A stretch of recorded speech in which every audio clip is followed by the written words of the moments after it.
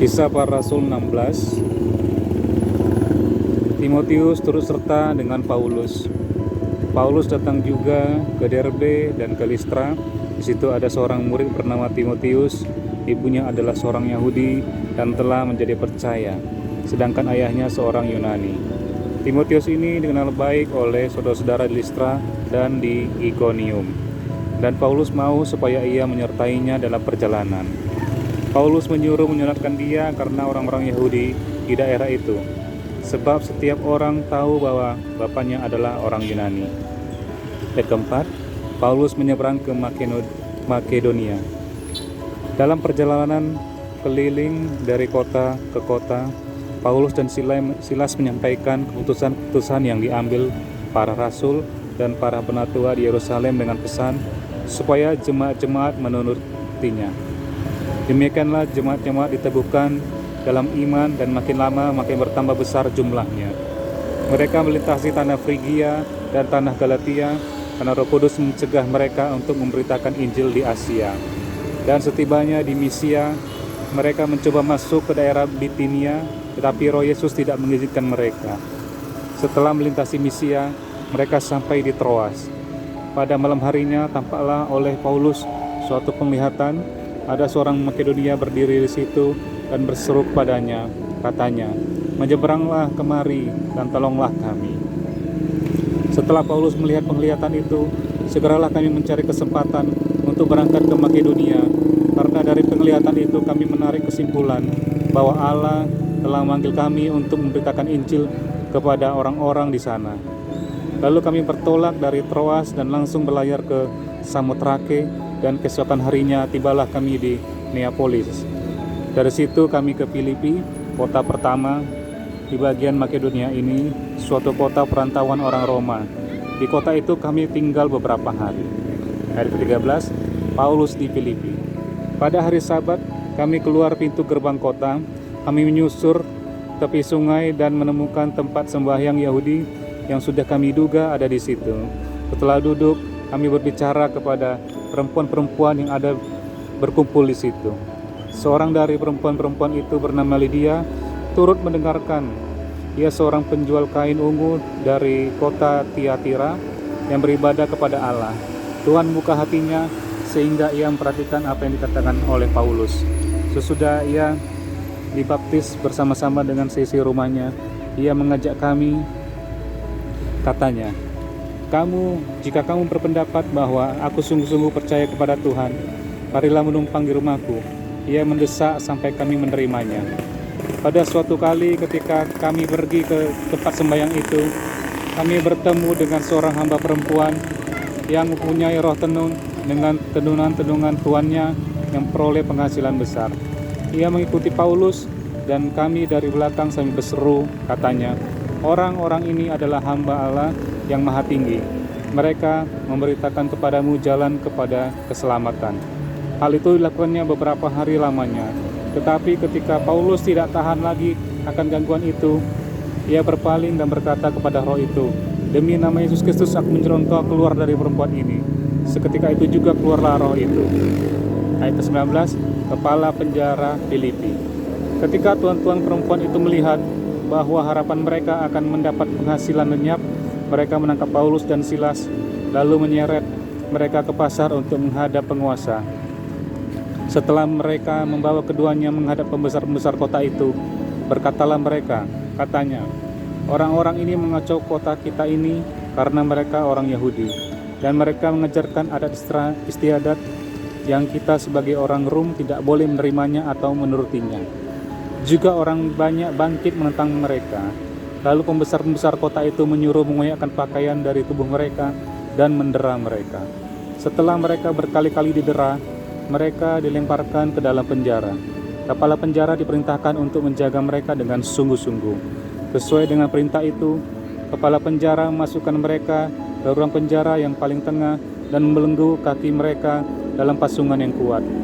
Tetapi kira-kira tengah malam Paulus dan Silas berdoa dan menyanyikan puji-pujian kepada Allah, dan orang-orang hukuman lain mendengarkan mereka. Akan tetapi terjadilah gempa bumi yang hebat sehingga sendi-sendi penjara itu goyang, dan seketika itu juga terbukalah semua pintu dan terlepaslah belenggu mereka semua. Ketika kepala penjara itu terjaga dari tidurnya dan melihat pintu-pintu penjara terbuka, ia mengurus pedangnya hendak membunuh diri, karena ia menyangka bahwa orang-orang hukuman itu telah melarikan diri. Tetapi Paulus berseru dengan suara nyaring, katanya, "Jangan celakakan dirimu, sebab kami semuanya masih ada di sini." Kepala penjara itu menyuruh membawa suluh, lalu berlari masuk, dan dengan gemetar tersungkurlah ia di depan Paulus dan Silas. Ia mengantar mereka keluar sambil berkata, "Tuan, Tuan, apakah yang harus aku berbuat supaya aku selamat?"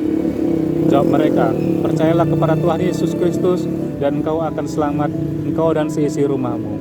Lalu mereka memberitakan firman Tuhan kepadanya dan kepada semua orang yang ada di rumahnya.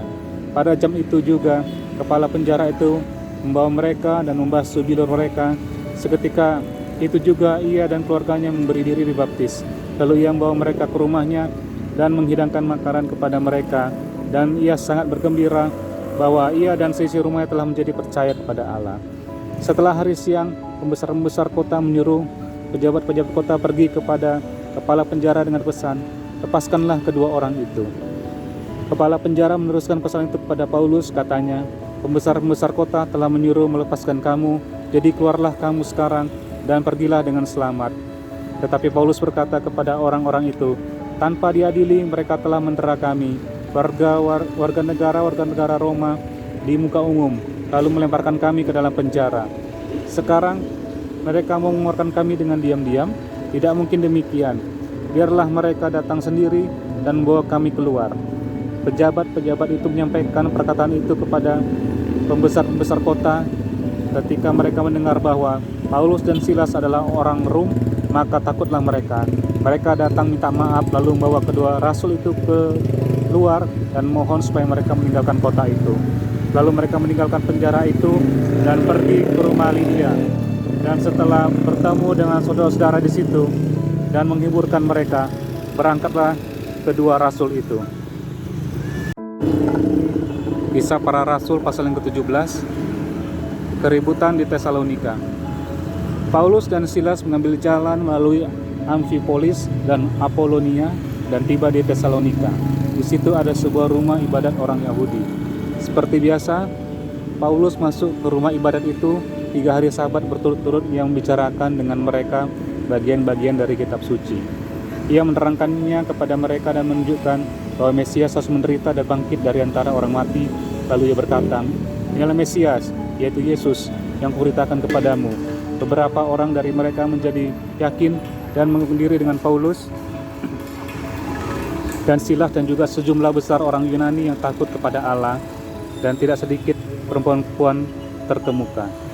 Tetapi orang-orang Yahudi itu menjadi iri hati, dan dengan dibantu oleh beberapa penjahat dari antara petualang-petualang di pasar, mereka mengadakan keributan dan mengacau kota itu. Mereka menyerbu rumah Yason dengan maksud untuk menghadapkan Paulus dan Silas kepada sidang rakyat. Tetapi ketika mereka tidak menemukan keduanya, mereka menyeret Yason dan beberapa saudara ke hadapan pembesar-pembesar kota sambil berteriak, katanya, "Orang-orang yang mengacaukan seluruh dunia telah datang juga kemari." Dan Yason menerima mereka menumpang di rumahnya. Mereka semua bertindak melawan ketetapan-ketetapan Kaisar dengan mengatakan bahwa ada seorang raja lain, yaitu Yesus. Ketika orang banyak dan pembesar-pembesar kota mendengar semuanya itu, mereka menjadi gelisah. Tetapi setelah mereka mendapat jaminan dari Yason dan dari saudara-saudara lain, mereka pun dilepaskan. Ayat ke-10, Paulus dan Silas di Berea. Tetapi pada malam itu juga, segera saudara-saudara di situ menyuruh Paulus dan Silas berangkat ke Berea. Setibanya di situ, pergilah mereka ke rumah ibadat orang Yahudi. Orang-orang Yahudi di kota itu lebih baik hatinya daripada orang-orang Yahudi di Tesalonika. Mereka menerima firman itu dengan segala kerelaan hati, dan setiap hari mereka menyelidiki kitab suci untuk mengetahui apakah semuanya itu benar demikian. Banyak di antara mereka yang menjadi percaya, juga tidak sedikit di antara perempuan-perempuan terkemuka dan laki-laki Yunani. Tetapi ketika orang-orang Yahudi dari Tesalonika tahu bahwa juga di Berea telah diberitakan firman Allah oleh Paulus, datang jugalah mereka ke sana menghasut dan menggelisahkan hati orang banyak. Tetapi saudara-saudara menyuruh Paulus segera berangkat menuju ke pantai laut, tetapi Silas dan Timotius masih tinggal di Berea. Orang-orang yang mengiring Paulus menemaninya sampai di Athena, lalu kembali dengan pesan kepada Silas dan Timotius supaya mereka selekas mungkin datang kepadanya. Ayat yang ke-16, Paulus di Athena. Sementara Paulus menantikan mereka di Athena, sangat sedih hatinya karena ia melihat bahwa kota itu penuh dengan patung-patung berhala. Karena itu, di rumah ibadat ia bertukar pikiran dengan orang-orang Yahudi dan orang-orang yang takut akan Allah, dan di setiap pasar setiap hari dengan orang-orang yang dijumpainya di situ. Dan juga beberapa ahli pikir dari golongan Epikuros dan Stoa bersoal jawab dengan dia, dan ada yang berkata, apakah yang hendak dikatakan si Peleter ini? Tetapi yang lain berkata, rupa-rupanya ia adalah pemberita ajaran dewa-dewa asing, sebab ia memberitakan Injil tentang Yesus dan tentang kebangkitannya. Lalu mereka membawanya menghadap sidang Areopagus dan mengatakan, bolehkah kami tahu ajaran baru mana yang kau ajarkan ini? Sebab engkau memperdengarkan kepada kami perkara-perkara yang aneh. Karena itu kami ingin tahu apakah artinya semua itu. Adapun orang-orang Athena dan orang-orang asing yang tinggal di situ tidak mempunyai waktu untuk sesuatu selain untuk mengatakan atau mendengar segala sesuatu yang baru. Paulus pergi berdiri di atas Areopagus dan berkata, hai orang-orang Athena, aku lihat bahwa dalam segala hal kamu sangat beribadah kepada dewa-dewa.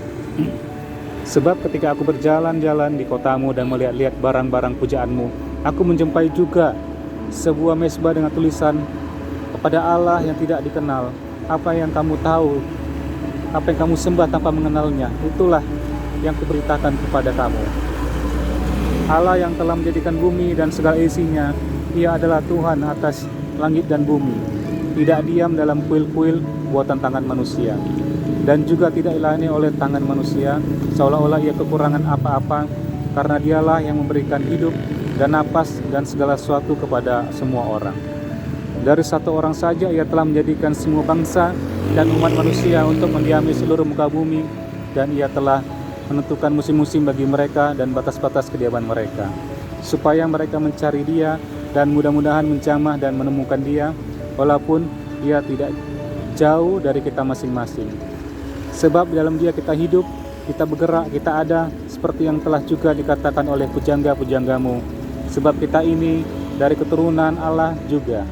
Karena kita berasal dari keturunan Allah, kita tidak boleh berpikir bahwa keadaan ilahi sama seperti emas atau perak atau batu, ciptaan kesenian dan keahlian manusia. Dengan tidak memandang lagi zaman kebodohan, maka sekarang Allah memberitakan kepada manusia bahwa di mana-mana semua mereka harus bertobat. Karena Ia telah menetapkan suatu hari pada waktu mana Ia dengan adil akan menghakimi dunia oleh seorang yang telah ditentukannya. Sudah Ia memberikan kepada semua orang suatu bukti tentang hal itu dengan membangkitkan Dia dari antara orang mati. Ketika mereka mendengar tentang kebangkitan orang mati, maka ada yang mengejek dan yang lain berkata, lain kali saja kami mendengar engkau bicara tentang hal itu. Lalu Paulus pergi meninggalkan mereka. Tapi beberapa orang laki-laki menggabungkan diri dengan dia dan menjadi percaya. Di antaranya juga Dionysius, anggota majelis Areopagus, dan seorang perempuan bernama Damaris, dan juga orang-orang lain bersama-sama dengan mereka.